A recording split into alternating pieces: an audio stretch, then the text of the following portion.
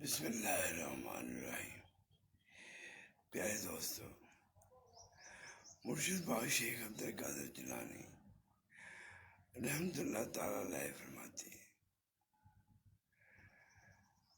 کہ آپ کا جو اللہ کے معرفت کا علم جو حاصل کرنا ہے وہ آپ کے دل سے شروع ہوتا ہے، کیونکہ دل جو ایسا آئینہ ہے کہ جیسا دل ہوگا ویسا آپ کو نظر آئے گا، ویسے آپ کے خیالات ہوں گے، ویسا آپ کا کردار ہوگا۔ حاصل مقصد یہی ہے کہ ہم دل کو پاک رکھیں،